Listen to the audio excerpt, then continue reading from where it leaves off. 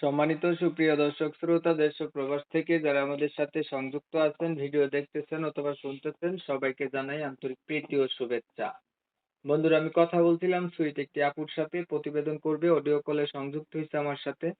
কেন আসলো প্রতিবেদনে বিস্তারিত ভিডিও জুড়ে থাকছে, আপনারা অবশ্যই ভিডিওটা কন্টিনিউ করবেন। আসসালামু আলাইকুম। ওয়ালাইকুম আসসালাম। কেমন আছেন আপু? আপনি ভালো আছেন? জি ভাইয়া, আছি, ভালো আছি। ভালো আছেন, ভালো থাকবেন, ভালো থাকাই কামনা করছি। তবে শুনতে চাচ্ছি আপনি প্রতিবেদনে কেন আসছেন? হয়তোবা প্রতিবেদনে এসেছি, কখনো আসি নাই, ঠিক আছে। একটা মনের মানুষের জন্য এসেছি, যদি একটা মনের মানুষ পাই তাইলেই হবে। তো মনের মানুষ যদি পান তাহলে হবে, এর জন্য প্রতিবেদন আসছেন। আপনার মনের মানুষ নাই? জি না।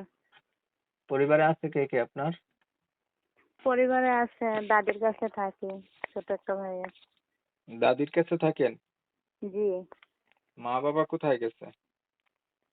মা বাবা কোথায় গেছে জানি না, কিন্তু দাদির কাছে ছোট থেকে বড় হয়েছে, এখন দাদির কাছে। তো মা বাবার খবর আপনি জানেন না, বিষয়টা কেমন হলো?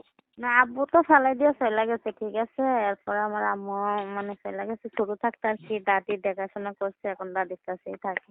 তারা এখন তো বড় খোঁজ হয়েছেন? খবর নেই না। জি। এখন বড় হয়েছেন নি? জি।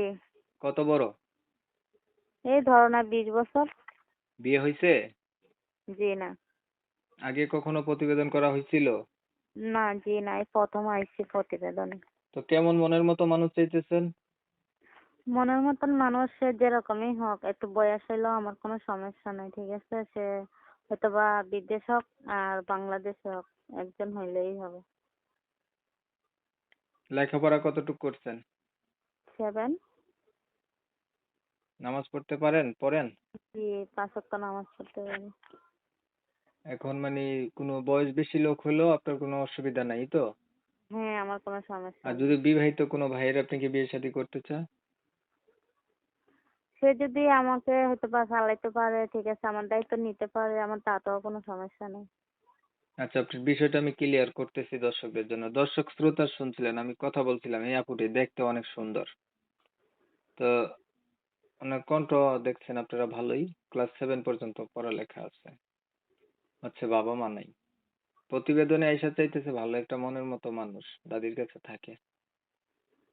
আমি হচ্ছে কমিউনিটি গাইডলাইনের কারণে ওনার নাম কি এবং উনি কোথায় থাকে এই বিষয়গুলা উপস্থাপনা করতে পারতেছি না, এর জন্য দুঃখ প্রকাশ করছি। আপনারা হচ্ছে যারা ওনার নাম এবং ঠিকানা জানতে চান, স্ক্রিনে ওনার নাম্বার দেওয়া আছে, চাইলে ওনার সাথে কথা বলে দেখতে পারেন।